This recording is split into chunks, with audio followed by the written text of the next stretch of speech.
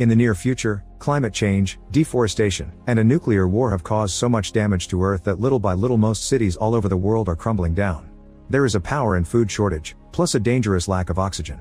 By the year 2067, one of the few remaining cities is in Australia, which has been able to hold out thanks to synthetic oxygen. However, this oxygen is polluted and causes people to get ill with something known as the sickness.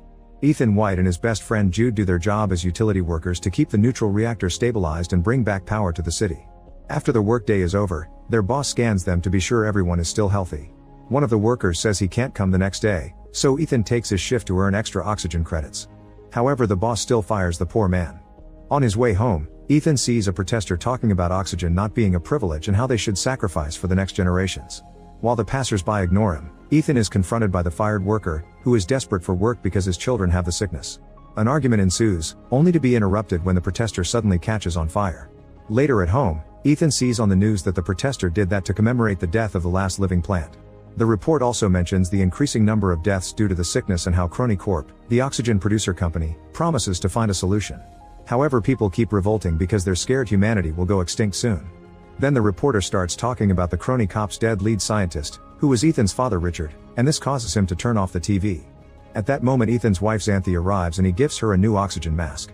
As they fool around, Xanthi suddenly vomits blood because she's got the sickness, but Xanthi assures Ethan that she's fine. Sometime later, Ethan is summoned to the offices of Crony Corp and Jude comes along. They meet Regina, the company's chief technology officer, who says Ethan can help them save humanity before taking them to the lab. It turns out they're working on a time machine called the Chronicle, which was invented by Richard 20 years ago. They've been testing it by sending a clock for a few minutes, but they've also sent radio waves and received a reply from 400 years in the future with the words "Send Ethan White." Regina theorizes that people from the future found the cure for the sickness and will only give it to Ethan. The team doesn't know how to get Ethan back though, so he'll have to find the people who sent the message to be able to return. After the meeting, Ethan goes to a bar with Jude to think about Regina's request. Ethan doesn't want to leave Xanthi, but Jude points out that staying means Xanthi dying, while going may mean saving her for years to come. When Jude tries to bring up Richard, Ethan reminds him that his father disappeared after leaving his 8-year son with nothing but a self-deletion note and a weird device on his wrist. Ethan thinks his mother wouldn't have died if Richard had been around, so he refuses to do the same to Xanthi. However, Jude thinks that not to be like Richard, Ethan must save Xanthi. After Jude leaves, Ethan thinks about his 8th birthday. He waited all day for his dad, but Richard arrived late, and his present turned out to be a weird box. He put little Ethan's hand inside this box, telling him he'd have to make an important choice someday, and suddenly an electronic bracelet closed around his wrist, causing it to bleed. As the boy cried in pain, Richard told him that the bracelet wouldn't come off and left the house, ignoring his wife's protests. Then Ethan also can't help remembering his mother's death and decides to go home to tell Xanthi about Crony Corp's plan. He doesn't want to leave her, but Xanthi asks him not to use her as an excuse to avoid saving humanity and to have faith. She also mentions all the kids in her class that have died, saying she's afraid. Later in the evening, Ethan goes to the roof to watch the city and desperately tries to remove the bracelet as he again remembers the day his mother died on the streets. That day Jude found him and shared his oxygen mask with him. In the present, Ethan screams as he makes his decision. The next morning, Ethan leaves a metal flower for Xanthi with a promise that he'll return, unaware that she's actually awake and crying. When he makes it to the Crony Corp's office, he makes a deal with Regina. He won't go unless Xanthi gets the first dose of the cure. Regina accepts and they immediately go to the lab, where the scientists explain to Ethan how to use the special suit and a small pocket computer called Archie. Jude shows up as well to show his support, promising to watch over Xanthi. Once he's ready, Ethan steps into the machine and electricity wraps around his body until the machine shoots a blast of energy, sending Ethan into the future. A hole opens in the sky and Ethan falls at great speed until he lands in the middle of a rainforest, instantly fainting. When Ethan wakes up, he notices his suit is burning and immediately takes it off, crawling away from it right before it explodes. Then Ethan's body has to take a moment to get used to the sunlight and the clean oxygen, which have allowed vegetation to regrow in the whole area. After admiring nature for a while, Ethan uses Archie to check his location, but Archie can't connect to any satellite. He ends up releasing a magnet into the ground, which allows Archie to sense nearby structures, and she guides Archie to the nearest facility. At the entrance, Ethan's surprised to find a skeleton with a hole in the skull, but the real shock comes when he sees the skeleton is wearing the suit with his name. He also finds a rusted Archie under the leaves and Richard's bracelet on the skeleton's wrist, although this one has a green light. This means he's dying on this mission, which makes him panic.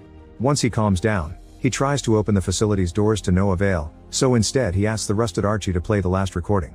The machine plays a distorted voice saying it's better this way because then nobody is suffering anymore, then two voices arguing followed by a gunshot. At that moment the battery runs out and the rusted Archie shuts down. Then he notices a wire wrapped around the rusted Archie, So Ethan grabs some wire from his suit and wraps it around his own Archie, which allows her to finally detect a beacon signal. Ethan follows the signal through the forest and finds 2 oxygen dispensers, but not a single person. Later in the evening, Ethan starts a fire with Archie's help, although it takes him a while. He also finds some berries that Archie can't identify, so Ethan eats one and drops them because they taste awful. Next, Ethan asks Archie to use the constellations to confirm it's the year 2474, which makes him remember how he and Richard used to look at the stars together. However, the memory suddenly ends when Richard starts feeling sick, puking and hallucinating while a thunderstorm covers the area. Ethan watches a ball of light crash near his camp, and as his hallucinations get worse, he notices a man running toward him to stab him in the chest. Ethan passes out, and moments later, he wakes up to discover the mysterious guy is Jude, who injected him with medicine to cure the poison Ethan got from the berry. The next morning, Jude explains that Crony Corp is tracking Ethan's vitals and noticed he was dying, so they use their remaining power on the Chronicle to send Jude for help. Ethan shows Jude the skeleton, but Jude doesn't think that could possibly be Ethan. Afterward, they use Archie to continue to track the signal, and eventually they find another facility, which scans Ethan's eye and instantly opens the door. It's very dark inside except for a glowing screen with Ethan's name on it. When he presses enter, the bracelet on his wrist activates and extracts blood to analyze his DNA. Thinking they're being attacked, Jude reveals he's brought a gun with him. Suddenly the light on the bracelet turns green, and now that Ethan's identity has been confirmed, the computer turns on the lights. The duo is shocked to discover that they're in Crony Corp's lab, and the computer announces that the portal will open in 4 hours. Jude is relieved, but Ethan is worried because his bracelet is green just like the skeletons. Next, Ethan checks the computer logs and finds a holographic recording by Richard from the time he worked for Crony Corp. Richard explained that they buried a monitoring station, which would send data from the future when the air became breathable. In the next entry, the team prepared to receive a reply from 2474, but they only got the words "send Ethan White." Regina asked if they could send matter now, but the report indicated that there was a problem with the power in 2474. Suddenly the lab system goes off and the computer alerts Ethan of an issue with the nuclear core power. Ethan makes Archie run a diagnosis and they discover the power feed is corrupted, meaning they won't be able to return to 2067. The computer also warns them that if they don't fix the issue before the countdown ends, there will be a nuclear explosion. Jude rushes to find tools, but Ethan is stuck on the implications of what they've learned. Crony Corp knew about the power failure because they received the message long before calling him, and that message was set from here, meaning they've fixed this place and found a cure. He wonders why Crony Corp didn't tell them about the power failure and sent Jude instead of a medic, but Jude just says he was the only one who volunteered. Then Jude insists they should work on the repairs, but Ethan wants to analyze their situation first, which almost causes Jude to get aggressive. As Ethan steps back, Jude calms down and asks him to notice how serious the situation is, so Ethan agrees to go to the access tunnel for repairs as long as they search for the sender of the message afterward. The duo crosses the forest and heads to the city, only to find it in ruins and covered in vegetation.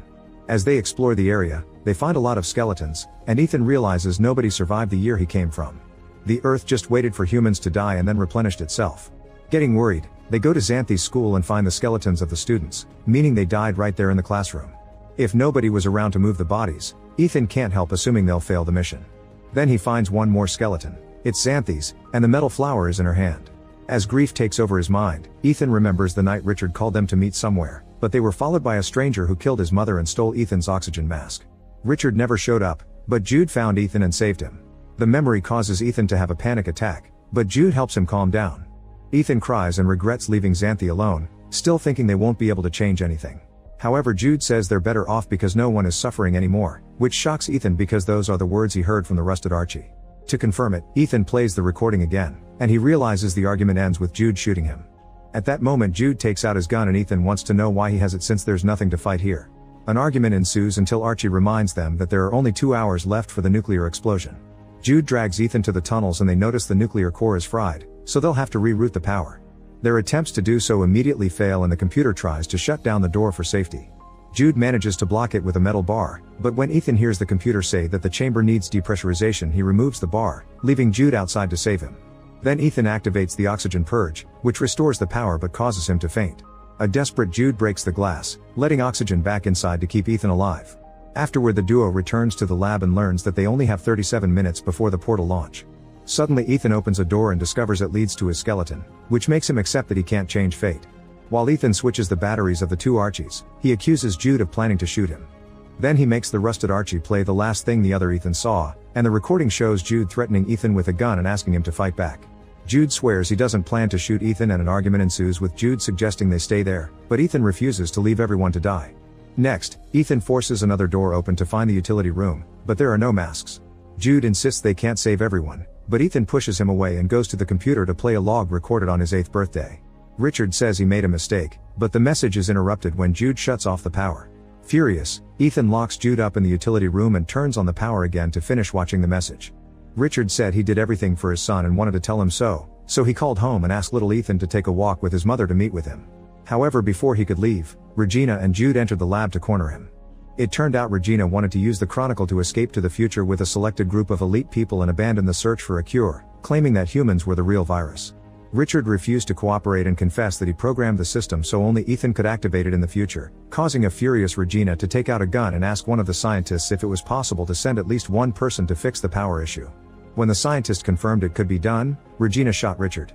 At that moment Jude breaks free and tries stopping the recording to no avail, so the rest of the truth comes out. Regina sent a team to kill Ethan's mother and ordered Jude to become Ethan's guardian. A devastated Ethan jumps on Jude, calling him out for using him all these years, and another argument ensues over how to proceed. Ethan starts pulling cables to try to stop the Chronicle, so Jude attacks him, pushing him against the wall as he begs him to fight. Since Ethan refuses, Jude brings out his gun and aims at Ethan's head, but Ethan still doesn't fight back, saying he believes in his brother. Seeing Ethan in such pain remembers Jude of the night they met and guilt takes over him, so he apologizes to Ethan and then self-deletes. In the present, Regina is getting the elite group ready for their escape, and she orders a guard to kill Ethan as soon as they arrive in the future. Back to Ethan, he has a breakdown and reaches for Jude's hand, only snapping out of it when the computer reacts to the ping sent by Regina's team. This finally makes him realize that the person in the lab who has been doing all the things is himself, so he writes the send Ethan white message with a plan in mind. In the present, Regina waits for the countdown to reach 0, but instead of a portal opening, the Chronicle shuts down. Inside the machine they find a gift from Ethan consisting of a bunch of plants, a can, and a video of Richard's murder. In the future, Ethan destroys the Chronicle so nobody will ever use it again. Soon newscasts in the present are covering Regina's arrest and how scientists are working with the plants to start ecological regeneration. A chronic cop employee brings the can to Xanthi because it has her name on it, and when she opens it, she cries when she sees a real flower. In the future, Ethan buries Jude's body by the river and leaves the metal flower on the grave. Suddenly he sees a butterfly nearby, and as he remembers his father teaching him that everything in the universe is connected through time, Ethan rushes back to the facility to discover his skeleton is gone. Excited about the possible changes, Ethan runs through the forest to reach the city again, and this time he discovers humanity has survived and developed buildings that safely blend with nature. Make sure to subscribe and turn on notifications so you can watch more videos like this. Thanks for watching.